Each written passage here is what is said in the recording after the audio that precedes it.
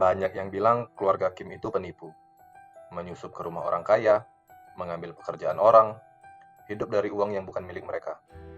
Tapi coba pikir, bukankah kita semua pernah jadi parasit untuk orang lain? Mungkin bukan mereka yang kotor, mungkin kita semua sama seperti keluarga Kim. Film Parasit bukan sekedar cerita keluarga miskin yang licik, bukan juga kisah orang kaya yang serakah. Ini adalah cermin yang memantulkan wajah dunia kita yang sesungguhnya. Keluarga Kim tinggal di basement sempit, bau, lembab, dan setengah tenggelam. Mereka tak terlihat sampai satu kesempatan itu datang. Pertama, Kiwo menjadi guru les bahasa Inggris untuk keluarga Park.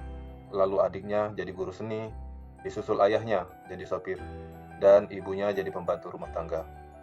Semuanya masuk pelan-pelan, seperti air yang merembes ke celah-celah.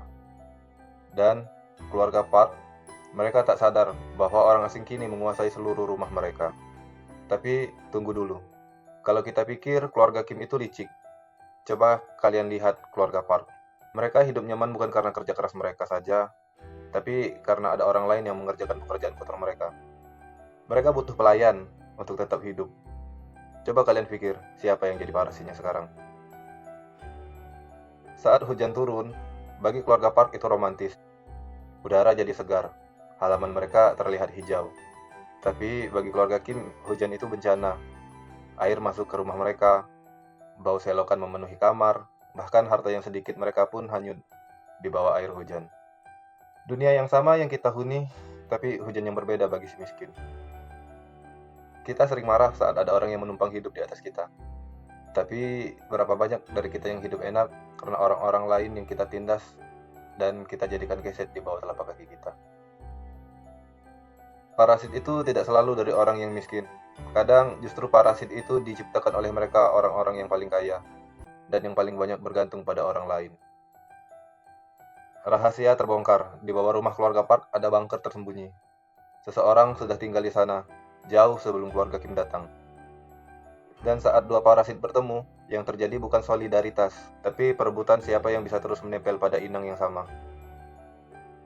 Film ini bertujuan untuk mengingatkan kita bahwa sistem sosial di dunia ini membuat kita saling cakar, saling tikam, dan saling menjatuhkan untuk mencapai sebuah tujuan. Dan mirisnya lagi, kita bukannya saling bantu. Orang miskin melawan orang miskin, sementara yang kaya tetap nyaman di kursinya. Film Parasit tidak bilang siapa yang benar. Tidak ada pahlawan, tidak ada penjahat. Yang ada hanyalah orang-orang yang berusaha bertahan hidup. Entah jadi inang atau jadi parasit. Mungkin keluarga Kim memang salah, tapi keluarga Park juga tidak sepenuhnya benar. Dan kita yang menonton terhibur oleh penderitaan mereka. Bukankah kita juga sedang jadi parasit bagi cerita mereka? Jadi siapa yang sebenarnya jadi parasit di sini? Mereka atau kita? Kalau kamu belum nonton film Parasit ini, tontonlah di aplikasi resmi. Film ini bukan cuma hiburan, tapi tamparan halus yang susah dilupakan. Sampai ketemu di ulasan film berikutnya. Dan ingat, kadang yang disebut parasit adalah mereka yang paling lama diam, demi nggak mengganggu tuan rumah, dalam hal ini inangnya. Kalau kamu punya pandangan lain soal film ini, tulis aja di kolom komentar, biar kita bisa ngobrol. Dan kalau mau lanjut mikirin hal-hal aneh bareng aku, nonton video lainnya juga di channel di balik film ini ya.